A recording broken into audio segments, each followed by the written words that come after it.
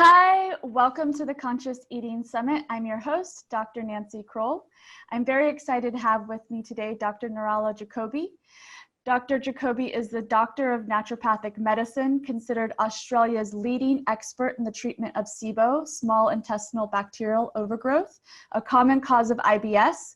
She's the founder of SIBO Doctor, an online professional education platform, and the medical director and senior doctor at Biome Clinic. Thank you so much for joining me today, Dr. Jacobi. It's a pleasure to be here. So do you mind sharing with our viewers just a little bit about what got you into this specialty?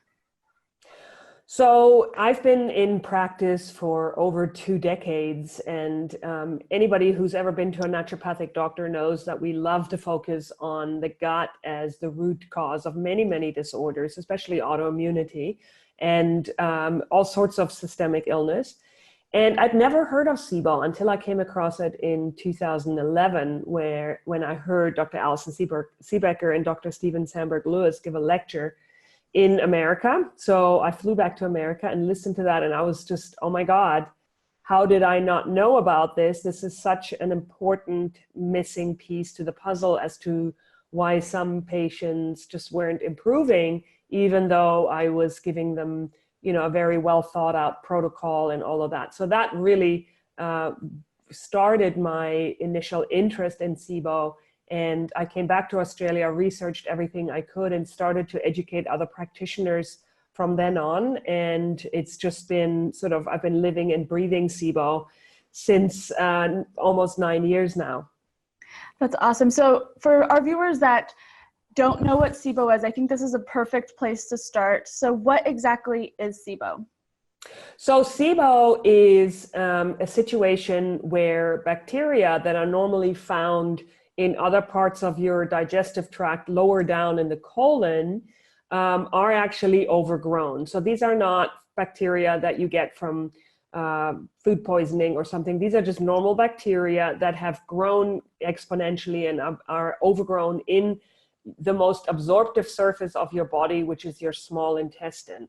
And they ferment foods that are meant to nourish you. So if you eat a meal and you get bloated right away, or you have other symptoms of IBS like diarrhea or constipation or cramping, that can often mean that bacteria are actually fermenting the food in the small intestine and creating gas. And that can cause a lot of these problems.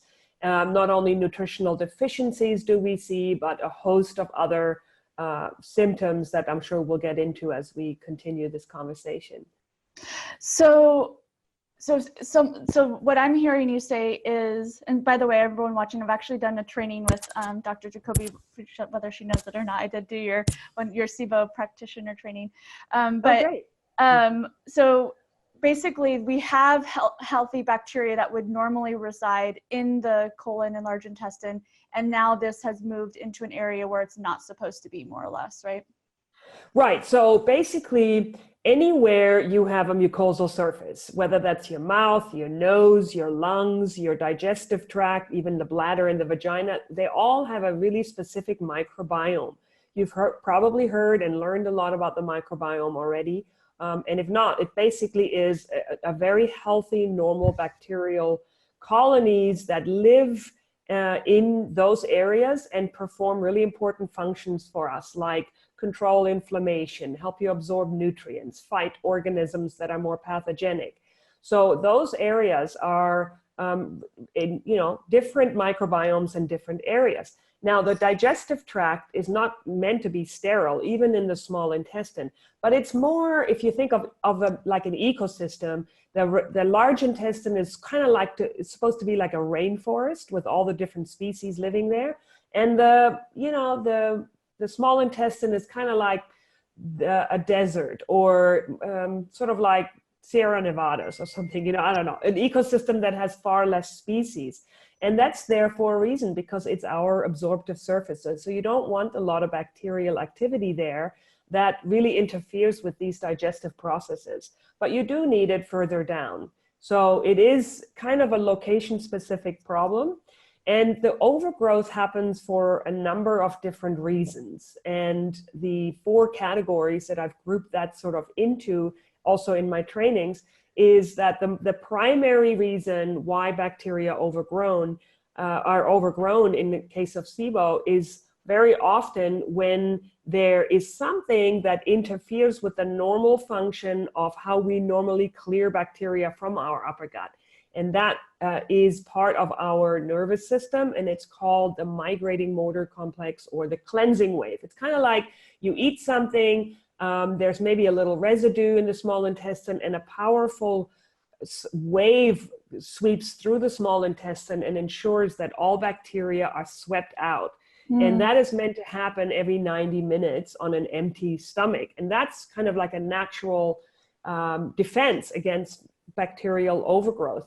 And there are different conditions that affect this that can cause the wave to be really weak, and then bacteria are just left there to reproduce and to multiply.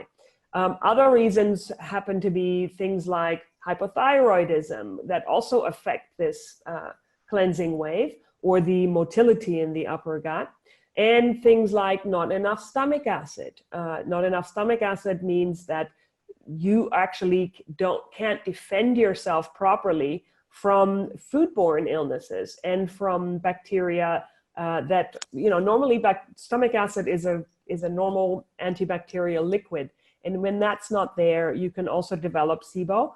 Or if you've had surgery for things like endometriosis, or for things like having your gallbladder out, or having a hysterectomy, or a number of different sort of routine procedures that leave scar tissue behind, and then the scar tissue interferes with the normal motility of the small intestine. So these are all broad categories that have a lot of subcategories of causes that can leave you with the end result of bacterial overgrowth, which happens to be the most common cause of IBS. So if you think about IBS affects about 11% of the global population, which can translate then into about 500 to 700 million people that maybe unbeknownst to them have actually SIBO. So it's a big problem, and I see a lot of it obviously in my practice.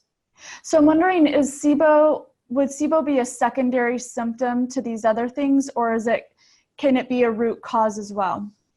So SIBO is never a root cause. I mean, it is an underlying driver for many conditions, like other autoimmune conditions, for sure. But it isn't itself. It's an end result of a problem, of an underlying cause. So it's either a motility problem, and as I've mentioned, there are a lot of different factors. And the primary sort of link to the motility problem is, let's say, years ago, you've had a case of food poisoning. So this is an actual pathogenic bacteria that you consumed, and you got sick maybe when traveling, or maybe when eating at a salad bar or something like that. And you had terrible, terrible food poisoning symptom of severe diarrhea and vomiting.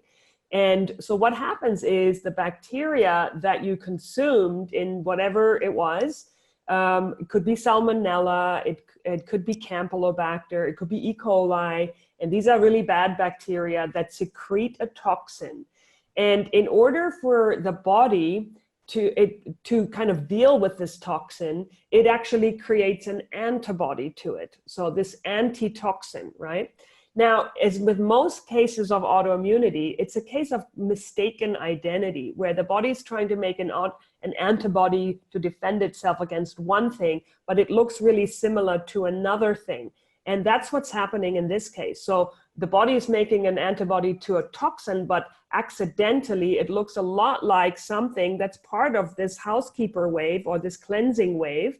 And so accidentally it makes an antibody against its own tissue that then results in this really diminished motility and cleansing wave in the upper gut, leaving you sort of with the situation that really promotes bacterial overgrowth. And that's now thought to be the leading cause of IBS. And so ultimately it is an autoimmune case of irritable bowel syndrome. Interesting. So this motility issue, this wave that you're talking about, what would be a way of kind of, I mean, we're going to talk about diet because our diet is a big part of the SIBO, but how could we encourage this cleansing wave? Because it sounds like it's pretty important.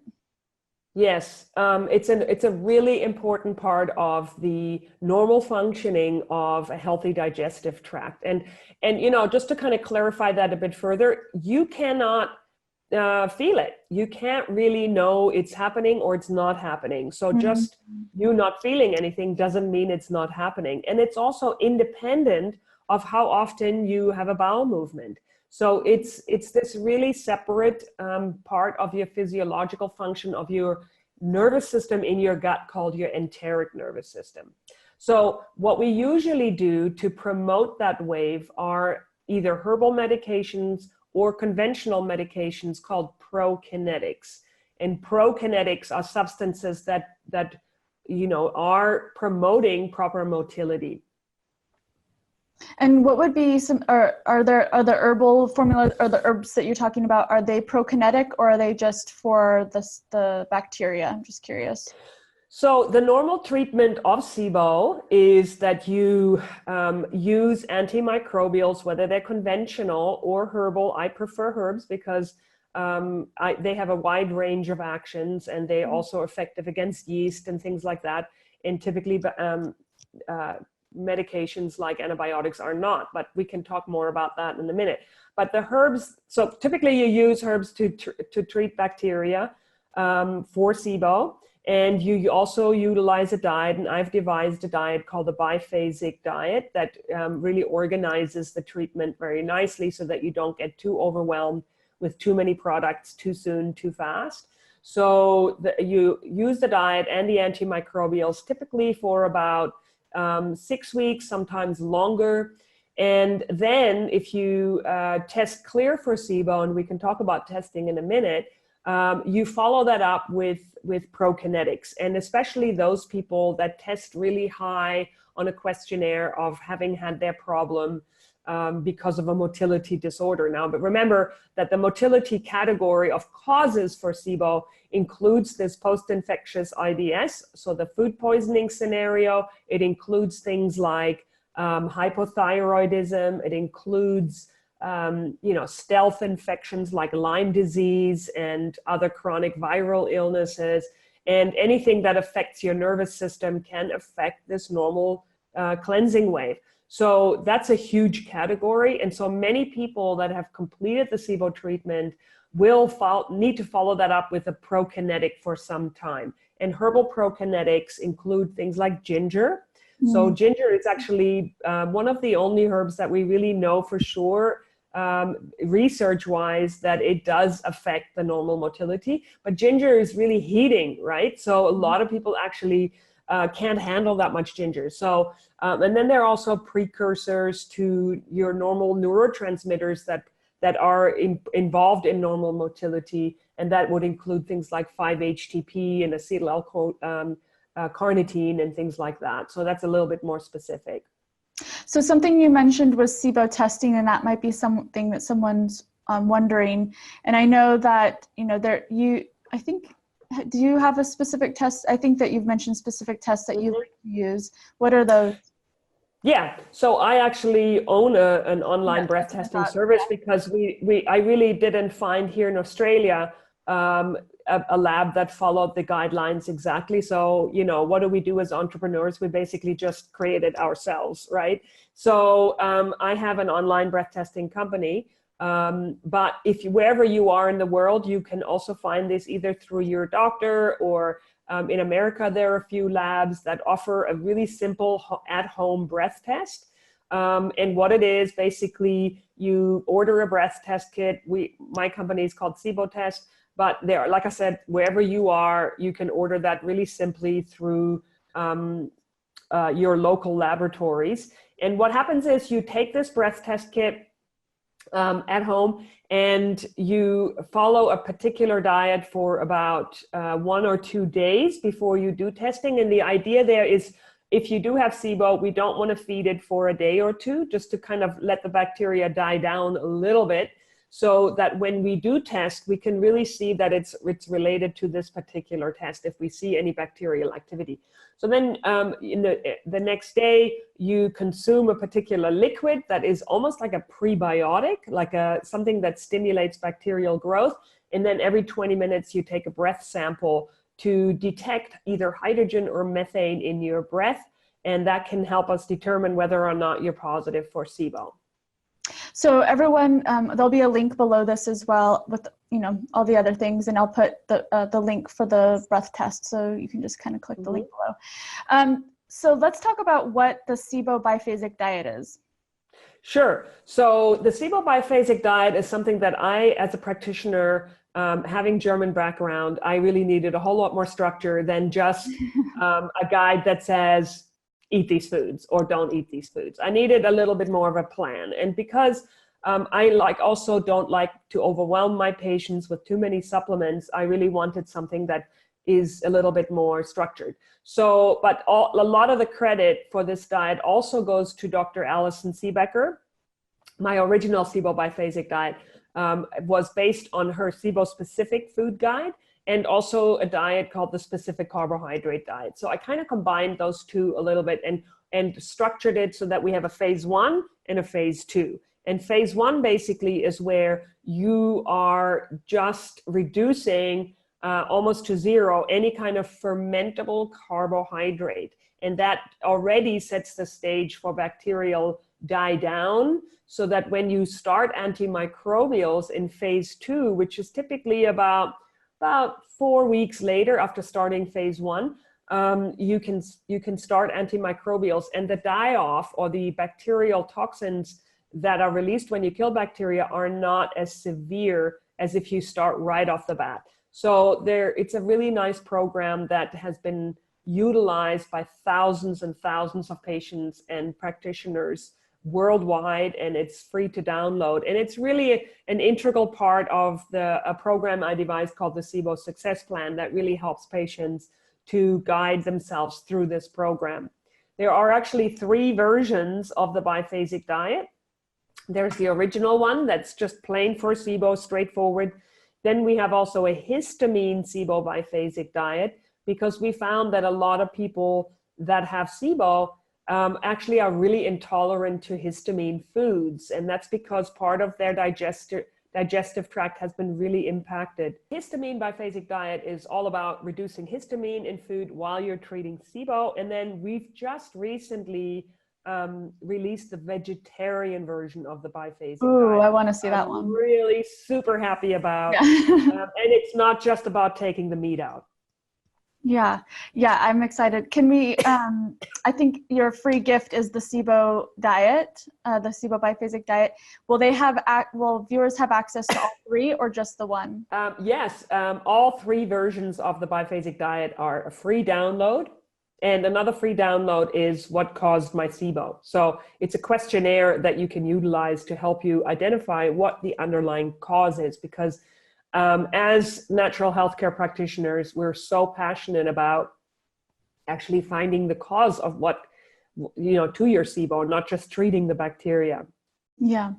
So one last question is, when someone's, has all of these symptoms, like when they have all the symptoms of, or have been diagnosed with an autoimmune condition, and they're looking in to see, how can they treat their SIBO, is the treatment of SIBO, I'm just wondering, is that going to help them, in your opinion, is that going to help them in their treatment of their autoimmunity? Well, yeah, okay. Do you want to repeat that, or do you want to? And you can just start. Okay. So, one of the interesting parts to this is that SIBO itself is actually a cause of leaky gut, right? So we actually know that the amount of bacterial gas and destruction causes a lot of damage to the mucosa in the small intestine and the microvilli. So we also know that leaky gut is an integral factor in almost all autoimmune diseases. So yes, SIBO can be a massive driver for all sorts of autoimmune diseases. So it's an important factor to consider and to treat for the proper healing of your digestive tract. And that's actually one of the, leaky gut is a big module in this course that I'm also offering. But it is important to deal with any autoimmune disease, yes. So you just briefly mentioned, I just want to kind of highlight the new program that you're offering. What was it called?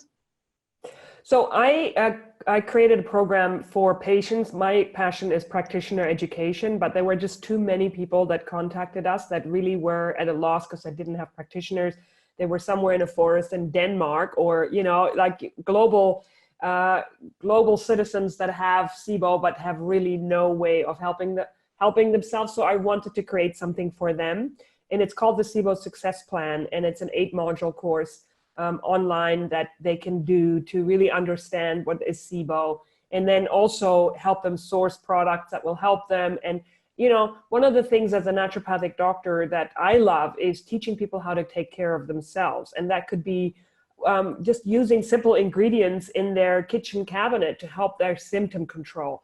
Things like how to make a tea that stops bloating, or how to do an enema to help them with constipation. How to do breathing exercises to help their diaphragm tension. That often has something to do not just with constipation, but also with a motility in the upper gut in general. So there's a lot of different things that you can do to help yourself that don't involve supplements. And I think that's really overlooked very often. And when you know, we kind of we want to empower people to help themselves, really. I love that. So I'll put in a link for that program below. And your free gift is the biphasic diet. And you can get all 3 of those if you put there's a link for that as well below. So there's going to be a lot of information for you guys. And Dr. Jacobi, I have one last question for you. And I thank you so much for taking the time to speak with us around SIBO. But I want to know, if you could have any superpower, what would it be? That's a good question, huh? If I could have a superpower, let's see, I would, oh my God, I don't think I've ever thought about it. I'm going to have to I have to think about it for a bit, but I probably would, I would love to talk to plants. That's awesome. Yeah. Imagine. I would love to hear what they have to say, or maybe not say, but what they see, what they feel. Because I live in nature. I live right on the edge of the rainforest here in Northern Rivers in Australia, and it's just very lush. And I love plants and things and animals and nature in general. So it would probably be something with nature. I love that. I love that. It's interesting because it seems like plants, they do have, even in their herbal remedies, they do have messages that they're giving if you're able to understand and listen to them. So that would be amazing superpower. Yes, I totally agree. Well, I want to thank you so much for taking the time and sharing your expertise around SIBO. I know everyone really benefited, and I know everyone that wants to download her free gift, please click the link below. And if you want to find out more information about the programs she offers, again, all the information is below. We'll also be having links in the email where you found this interview. So if for some reason you forget to do it right now, you can always find it in the email as well. So thank you so much, Dr. Yeah, thank you so much for joining us, and everyone watching, thank you again, and please check in tomorrow for the next interview. Bye. Bye.